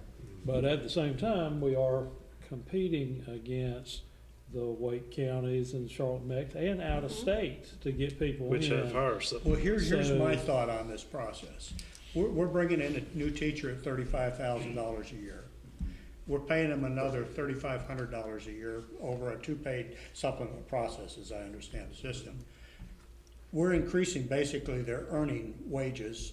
They spend 2 years with us, and they go off to Wake, Meck, or some other place and use our salary plus our supplement to get a higher position at more money. Is that? Well, they would get that anyway. If they left here, let's say they taught 1 year. They would, but do they get it at, would they get it at what the No. state level, or No. is it based on the state level based plus our on- supplement? No, it's based on the state level, wherever you go in North Okay. Carolina, you get that state's salary. Based on how many years you have in the And system? on top of that, whatever the local. percentage. Yeah. Local does for you. Right, Some districts don't do anything. You just get state salary. Sure. Some districts do $350 flat fee. Some districts do percentages. New Hanover County has a staggered, amount. I think, last time I checked, like Wake County's almost 15%. well, I would Probably like to see, I'd like to higher see, amount. if it's working for us, I have no problem with retaining it. But we have a huge retention problem with being able to keep teachers in the district. We have a huge turnover. A quarter of our teachers, every year, we're out trying to I don't fill think those it, positions. just in my position, previous position, I think it has more to do with not the, military. Okay. It has and that more to could do be- with that than anything, and burnout and mental health issues. You know, it has more to do with that than it does the actual supplement. Well, tying in a holistic approach on this, one of the things that I think that we need to pay attention to, piggybacking on Jeff's comments, that are deferred maintenance issues. I think if we were considering a 2% increase in that at some point, I know this is a suggestion that they'd like to do, but perhaps that 2% should go into the capital maintenance program where we can actually put it back in the schools and make Yeah. the environment. Because It's not- money by itself is not the only motivator to Right. keep somebody here. Having an amicable relationship with the people you work with, having nice environment to work in and stuff like that, all of those things figure into the equation of being able to retain qualified teachers. So I think that a combination of all of this, with regards to the synergetic, and I'm not sure what Edmentum, is it Edmotum or Edmentum? Edmotum. I don't know what that is. Edmentum, at the bottom. But the synergistic, I am familiar with that. We haven't received an update recently on that I'm aware of. I am very interested in whether or not that continues to be a money saver. I know that we pay them a certain amount of money every year for that. We share the cost savings with them, whatever we've got. But I do share their ideas. There's somebody in here said, can we do it cheaper? After we've done it for 3 or 4 or 5 years. Well, we have a contract with them, and I think that contract It's under contract for coming up 5 years. I think we have about another year on and a half that. to Okay. finish up with it. And, as far as the savings, I mean, it's not costing us any money. We're just seeing from the cost avoidance from not spending that extra money on the energy. They get half of it, and we've been taking the other half because of the capital maintenance that you were talking about. Right. We've been applying that to some of the capital maintenance items that are directly focused on energy reduction. So we try to see additional energy reduction in this process too. So that way, it's in the spirit of, if we save money in our energy consumption, let's roll it back into more energy consumption programs that are in our capital maintenance. So will we be able to, after the 5 years, put the entire savings We are into our program then, We are if we looking decide? at that very closely. Okay. That's one of our plans. Back in early fall or something? That's right. About 8 months ago, we got a report from them, and we normally get a report. I get monthly reports on it, but we try to update board periodically. Right, but we haven't had any cost savings because we're still spending the money, that was my point. We're sharing, well, I won't say we haven't had costs, we share the cost savings with them, is that right? We share the Okay, cost so, savings. all right, that's So, right. and when they put that in the synergistic, when the staff was putting that in there, they may not realize that we're not actually spending money on that program right now. So they're thinking that we're spending money for that contract where we're not. I got it. I think that completes all my diatribe. Y'all mind if we take like a 5-minute break?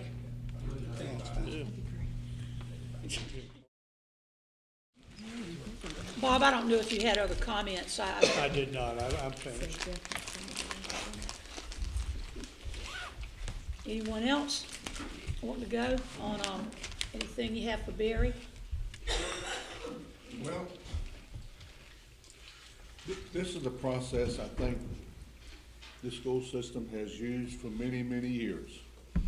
You get feedback from the teachers, the principals, and you take it and you present it, the superintendent would present it to the board. So this is not new. We're getting, I think, although you've shared with us in general sense before, but this is a little bit more specific, I think, and I appreciate that. But, you're the folks who work day in and day out with this every day. We come to a meeting once a month or once every 2 months. So we depend on your expertise in gathering that feedback and presenting to us, no matter what we hear out in the public, and I'm glad we do, but at least you're able to explain it. And I think it's all good time. We've talked about start times for many years. Of course, this year is different than before. Again, we talked about the high school start time for about 2 or 3 decades. The math, well, that's an ongoing problem with everybody. And I go back to the days when we had sessions or workshops on learning styles.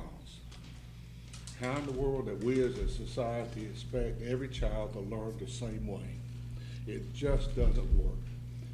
I got 2 children given birth by the same woman, and I'm telling you, their learning styles are different.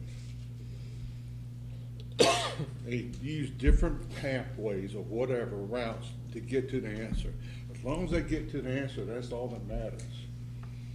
And they both have done very well, I think. So learning styles is extremely important in how, with not only with kids, but even with adults. The supplement part, you know, it's been there for a long time. Some of us remember when it was like 1% or $50 across the board, and by the time the government got a hold of it, you couldn't even buy a sandwich at McDonald's. But I know we're competing. You ever been to a teacher job fair and what these other school systems are offering? It's not just supplement, paying for your graduates, they're paying anything. There's a teacher shortage everywhere. We heard it in DC, We heard it in Philadelphia, there is a teacher shortage. The colleges can't produce them on this end because they're not going in on the front end. So these are things that we have to tackle. And anyway, I appreciate the staff and all the great work that you've done to gather this information. But when you get like capital outlay and all the needs that we have, you get 3 million this year, and you need 8 million, what do you do? So these challenges I face at home with my little budget, so I have to talk to my wife quite often. I say as far as getting teachers on the front end, if we come up with a method of helping those who are motivated to becoming teachers where they are in place. We got a good resource in teacher assistants here in Onslow County. All they need is a little bit of training incentive to get where they need to be, and a lot of them, some of them have, well, all of them have associate's degrees, I'm pretty sure. And then they just have to go through the next step, go do their praxis, and then, you know, sign on board through an alternative means of gaining that.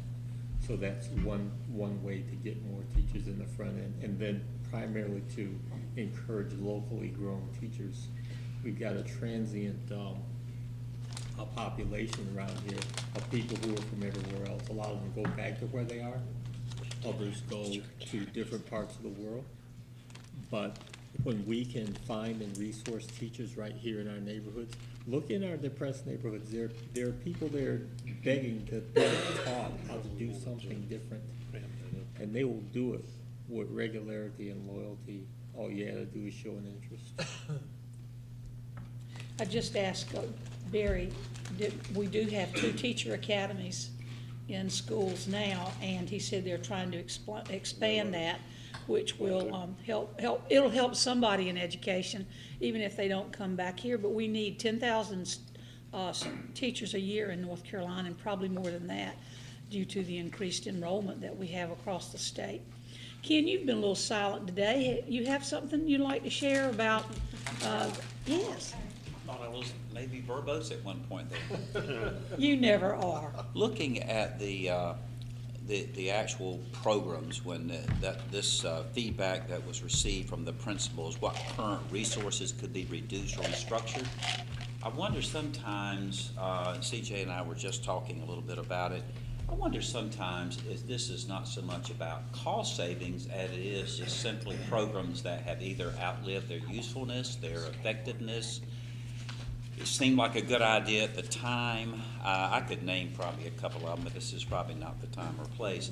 I think we're going to have to rely on the staff, and beyond that, the executive staff, but the teachers themselves for a little more information about, you know, what is it about ad minimum?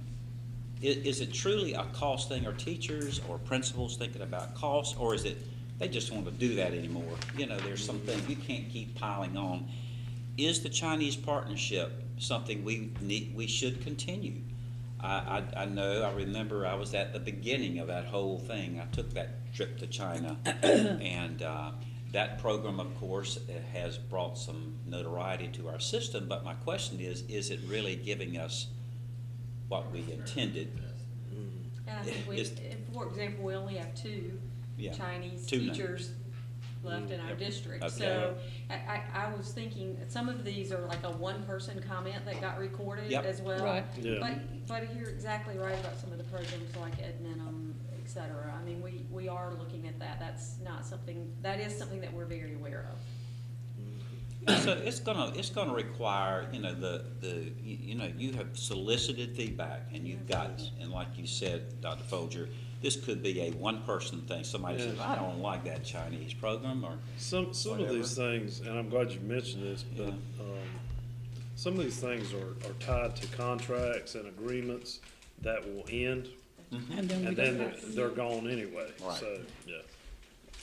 Yeah, I just hope we don't abandon things. I hope we abandon things for the right reasons. Yeah. If it's not time effective now, as an example, I know the there are lots of people who think the graduation project maybe is something we don't need. I personally think the graduation project, and this is, I can only speak for myself, is a very, very valuable thing because it's the culmination of all the skills that children have learned, the presentation being the most important. That's the thing Bill and I were impressed by last night. The presentation, the articulation, the research, the background that these kids had.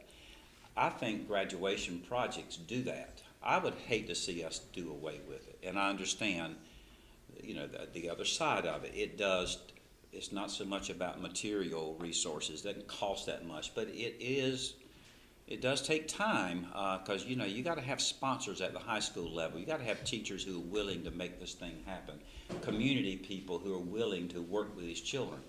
But to me, that's the epitome of what high school kids should come out of school with. Be able to do a project, to stick with it, to do the research, apply every skill they've learned from grades K right through the time they graduate. To me, I just hope we don't throw out something like this that really is about what high schools and what public education is about. Well, it gets kids out of their comfort zone. Absolutely, It really because they'll does. tell you, I mean, I've judged hundreds of them. And if you've never judged high school projects, and if, assuming we're gonna still have them, please do that and look at the benefits. And they'll tell you that research part was hard.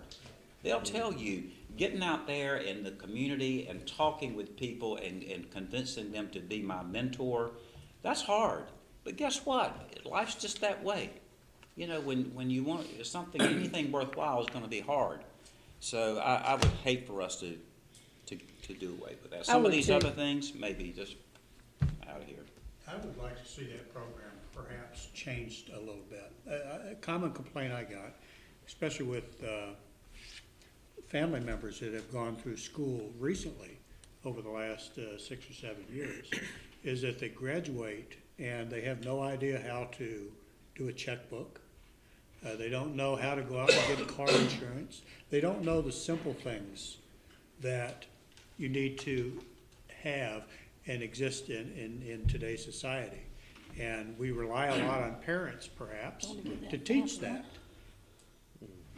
And I don't know, and it may be that we are still teaching those, but that was what I've heard, is that they didn't come out with those basic concepts of how to do everyday things in life. And I think we are teaching kids to be able to go out and become productive members of society, but we also are trying to teach them how to become productive members within their households that they intend to create as well. So just think that we need to make sure that we've got all of the blocks covered with that. With the graduation project, if you're doing a graduation project that is in the field of interest that you intend to study, I think that's a great intro into your next career step. But if you're just doing it to fill the block because it's a requirement of the system, then I think it's counterproductive.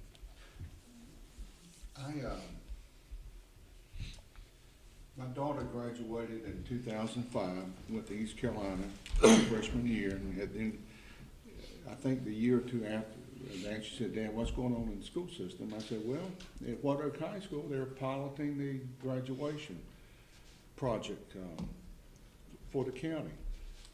And I explained to her what it was,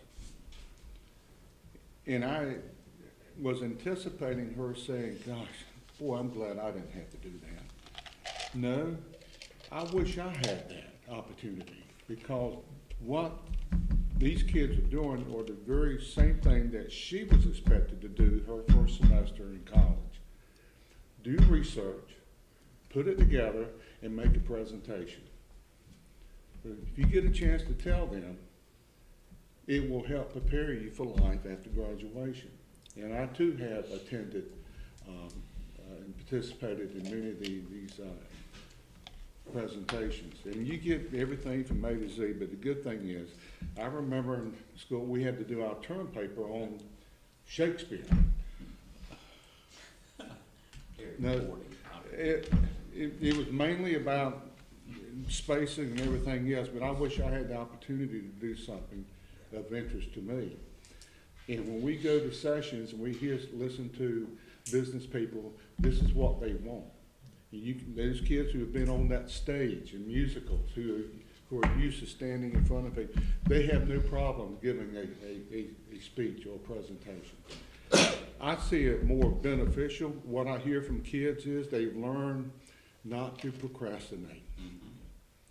A lot of seniors, like we all did, felt like our senior year in high school should be a cakewalk. That's the number one thing they all say is It's my year procrastinate. to get lazy. You're not gonna flunk me at this time of the. That's what I hear, procrastinations and so forth. My senior year in East Carolina, I was a student teaching for the quarter. Man, I thought I couldn't wait. It was the hardest year, student teaching and everything else, preparing for your senior recital. There's no such thing as a cakewalk in life. So are we doing our kids a service or disservice? Because somebody complains. Life is not a cakewalk. So to me, and I think 75, 80 school systems in the state have this requirement. They did it one time.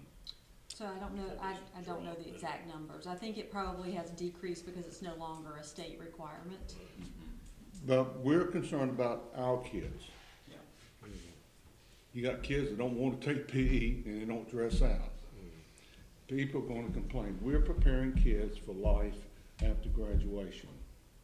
But I would prefer our teachers and our principals provide more insight as far as how can they improve upon it. But yes, you got to take the effort to get out and find someone. It takes effort. And I think there are a lot of people out there that would love to be a mentor, to take someone under their wings. Yeah, we're always talking about community involvement. We're talking about, working with the community. This is just another opportunity to really find some cooperation and some collaboration between school and community. For the life of me, I don't understand. It's a process. It's not just an event. The event is pretty cool because a kid has to get up there and make the presentation. They have to show their research. They have to do a lot of things that all culminate into that one night. But I think the process is more important than the actual. It's important that the teachers not have a skewed sense of what they think the student is learning versus what they're teaching. Because I had mentored a student at one point in time. And he had some projects coming up. And I found out in that whole process that there were gaps in what he needed to know to achieve his goals. When it comes to end of grade projects or capstones, the teachers need to ensure that all the components of that particular area have to be in place when the student completes the project. And they really need to, give them guidance, encourage the student to come back to them from time to time to get guidance if they're going in the wrong direction, but to apply the body of knowledge that they've learned over time so that they can translate those skills into real life. It's not an easy thing to do, even to assess, but it's just something that has to be done. There's still a kid. 17-year-old kid, still being a kid. I've tried to sit here and take this in. I didn't want to be verbose like Ken. But having been the one who initiated the graduation project, to take it away, two things. I can only tell you the number of conferences that I had in my office when I was recommending a child take a particular course to challenge themselves. The graduation project challenges kids. And after the conference and the conversation, and then the parent will look over at the child, well, what do you want to take? what do you think they're gonna say? They take the easy path. And as a parent, you've gotta push that. These griping parents, I'm just as sorry as I can be. But all the years that we had the graduation project, I had one parent,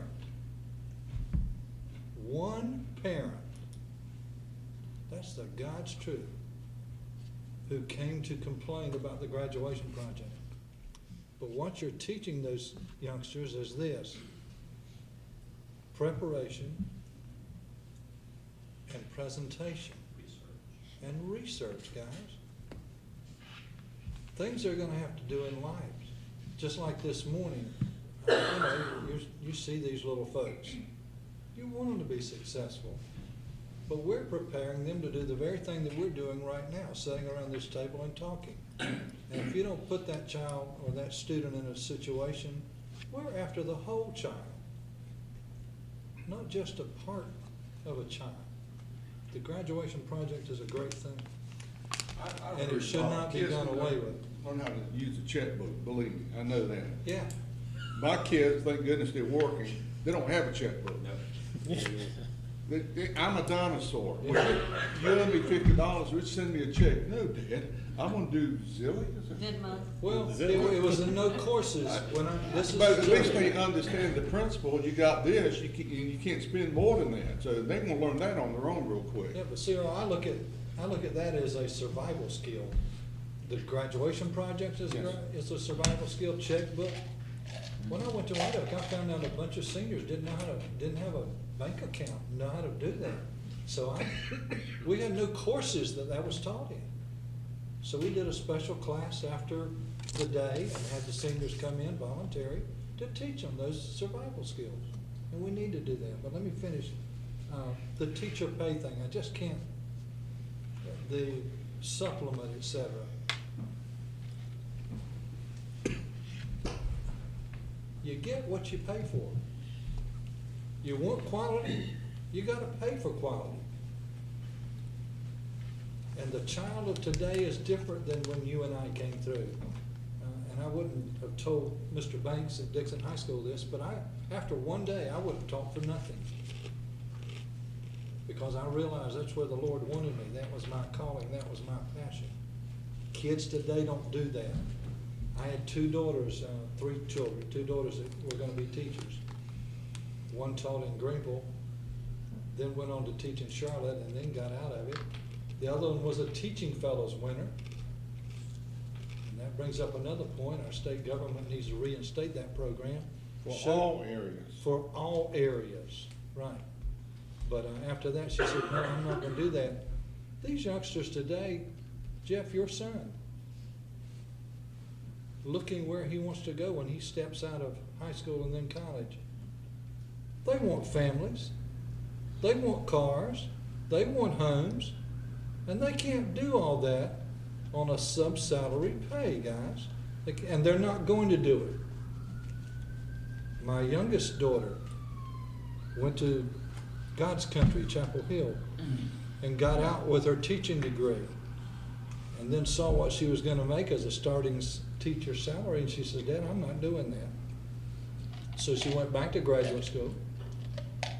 Instead of starting in the Chapel Hill area as a young teacher, that time I think, CJ, the starting salary was $27,000 a year. So she went to work at Forsyth Medical, starting salary $50,000 a year. That's what they're gonna do. Follow the money. And our teaching programs, and I'm not preaching, this is a fact. They're not going into teaching. They're not choosing that. And we can, an environment and all that does make a difference. A nice school, all of that is important. But pay is very important to them. And if we want quality, we've got to pay for it. The math situation, Dr. Folger, tell me, and I'm an old math teacher, we can't wait to start teaching math at the middle school or the high school. The foundation is down there. Are the elementary ed teachers, do they have an endorsement in math? If I know in the past, I don't know about now, but elementary ed, most of those folks only took one math course in college. Is that enough to get the math taught at the elementary level? Is that still, is it only CJ? Actually, I don't know when you're allowed to talk in these meetings. I'm sorry. Since you said my name. Follow very Explain help me out, CJ. Explain it. That is something that Dr. Collins has discussed with me, and we have talked about. The concern over possibly just exactly what you're referring to is that the expectation for elementary school teachers, middle school teachers to teach complex mathematics with possibly not a whole lot of mathematics background content knowledge. Yeah. So we are talking with East Carolina right now about something new that we would like to do, and I think it falls into the budget discussion for mathematics. The ECU has a mathematics certificate program for elementary school teachers. It's 18 semester hours. It is intended to address this issue. And so I've talked to Dr. Ron Preston at ECU. He's very interested in working with us on piloting a program where we would recruit and encourage a group of our 4th and 5th grade teachers, possibly 6th grade, to complete this 18 semester hour elementary mathematics certification program, and that we would pay for them to take the courses and pay them a bonus stipend at the end for completion of the 18 semester hours. He'd also like us to, this can become a master's degree. If you do another 12 semester hours, it's a master's degree in elementary mathematics. And Dr. Collins asked me to explore that. I just last week met with Dr. Preston, and he has sent me a kind of an outline of how that could work. Teachers who only wanted to do the 18 semester hours and get the elementary certificate, they would take one course a semester. There would be an option if they wanted to do simultaneously the certificate program and the master's program. They could do 2 courses a semester. They also could do 1 class a semester, do the certificate program, and then continue on 1 class a semester and do the master's program. So we've been in discussion about that. Thank you so much. That's where I'm headed with that. Teachers, they're human. You teach what you like and you teach what you understand. And if we don't have the background in that area in math, that's really going to hurt us. That's my feeling. That's true, Bob. I think if you were to survey teachers right now in 4th, 5th, and 6th grade, let's just say, they would tell you they do not have the content knowledge to teach math as it is presented right now in the curriculum. It's in the standards. Right. It's just, I think it's overwhelmingly you'd find teachers saying, I don't know it. So and maybe we, somewhere along the line with hours that are already here, maybe we could help pay for an endorsement in those areas or whatever. Anything that we can do. The second thing, and I'll hush, I'm sorry. If I had my way as a math teacher, I would not let an elementary child touch a calculator. I would not let them do their math on the computer. They need the practice. They need the hands-on. Go to McDonald's. Let the computer go down. You try to pay somebody. They can't even give you change. I'll hush. Go ahead. Middle school, they're certified in math and science still, right? Not always. No. Not all of them, okay. Yeah, and this certificate program, the 18 semester hours, wouldn't certify them in middle school math, but typically they are then prepared to take the praxis for and so they could add that middle school area too. But we'd love for them to be certified in both math and science, but that's not always the case. They may only just have math or science. Often we're encouraging them to think about adding. Paul, that is for our current employees. Yes. Just want, I thought you said Yeah, thank you. where we're gonna do that for here. I know that if you have other questions or comments that you want to share with Barry, you know how to reach him, and as he's structuring his budget and working with Mr. Holloman, and they are not waiting till the last minute, they already have gotten together and made those plans. Just as a quick note, I did ask Earl to end this discussion with sharing some of the funding committee points that they met, and then they're meeting again next week. Is it next week? Yeah, next Wednesday at 1 o'clock with the commissioners team. So Earl? Well, to be brief, we're talking about budget, and I know we've had a real good day of discussions. Our committee comprised of Mr. Reddick, Mr. Williams, and myself met Thursday, March 21st, here in meeting room 1, and also present was Dr. Collins, Mr. Myers, and Mr. Holloman. We initially discussed the funding formula between the Board of Ed and Commissioners established in 2014 and dissolved by the Commissioners in 2018. And also, we discussed in detail House Bill 1031. Our purpose, I think, for our committee and also the Commissioners Committee is to begin discussions on helping to create a new funding agreement with the Board of Commissioners beginning in 2021. Our discussions, our meeting, which lasted about 2 hours, focused on 3 areas: current expense, capital outlay, and school construction. Felt like it would be good to provide some history of what has led us to the funding agreement that we established in 2014, and Mr. Holloman and Mr. Myers really provided some real important historical data on that, pertaining to the challenges our school system has faced in the past, what we're facing currently, and the challenges we're facing in the very near future.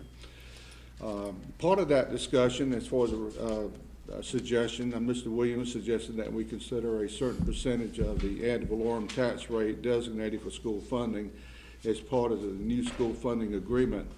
Is correct? There was some discussion on that, and no other recommendations were made at that time. However, after all of that, Dr. Collins wanted to emphasize that although we're preparing for 2021, what do we do now? So Barry, would you like to sort of share that? Yeah, we kind of looked at it as 2 separate pieces, and I think in working with the county commissioners group, we've kind of shared this same idea that we've got to do 1920 now, and that may look different than 2021. So the preparation for looking at a new funding formula or mechanism may be the 2021 deal, but we got to do something now for this upcoming year, and what that might look like. And there are some options, obviously. We can do what we've been doing, which would be utilize the local funding formula that we still have in place, because it doesn't actually go away until June 30, I think. So we could do that. You could look at the state funding formula, on the current expense and what that looks like, and then any other options that we might have. But it would have to be something that we could probably quickly agree on, because we're kind of in a time crunch for next school year. So all that said, 2 pieces: what we're going to do next year, and then what do we do 2021 and out. So, do other members of the committee like to speak? No, that sounds like what we did. Oh, good. I think, we're all in agreement. I mean, and I think even on the other side, although we haven't met yet, that the commissioners and the Board of Education must partner together in developing a plan to address our student population that's growing. Current spent school construction, I think we're moving forward, and Bob and I, several years ago, we went up Pinehurst and we attended one of those policy sessions, and then it was the attorney for research for the state board, North Carolina County Commissioners, did a real nice presentation in providing that history, and she even mentioned about schools working together with commissioners and coming up with a funding agreement. And soon after her presentation, I went up to her and I said, well, we have such an agreement. And she saw my tag from Onslow County and said, oh, yes. Jeff, she said, that's used as a model throughout the state. I felt pretty good about that, and I know you did too. I didn't feel bad about it. But there are more school systems that have this agreement, so you don't have to go down year after year and put on a dog, whatever you call it at the end. But it's not. It wasn't good for the community. It wasn't good for anybody. But to have a plan, and if you don't have a plan, 5 years, it's not doing anybody any good. So more and more school systems, and working more closely with the commissioners. We're growing. The commissioners know it, and everybody knows it. And just traveling to Richlands Elementary today, just one development after the other. So, but Jeff did a great job, and Steve, going back to 2006, what we got then, and capital outlay, and the same figure that we're having today, and we've grown how many schools and whatever. So we just got to come to an agreement. We're going to meet with the Commissioners Committee on Wednesday the 17th in Meeting Room 1, and hopefully we'll have some cameras and news media there. Whose responsibility would that be to announce it? It will, since it's our meeting. Our meeting. Brent will, yes. Okay. Brent will announce it. Madam Chair, we had sent out the notice of that meeting this morning to the media, and Ms. Wand with the commissioners also sent it out on Tuesday, I think, as well for the commissioner's side. So it's been noticed from both sides for this. Good deal. Well, we appreciate y'all doing that due diligence, and I know that it's a good committee, and look forward to hearing your next report. I know members of the board really want to be there. We're not going to be there for the reason that you're our committee and y'all are supposed to bring back to us, and we're not going to micromanage that. At least I'm not. Any other thing that you would like to discuss or say? I know Jeff's got an appointment, and it's been a good day, y'all. It's been long, but it's good to have these discussions. Motion to adjourn? All in favor say aye. Aye. All opposed? Thank you so much.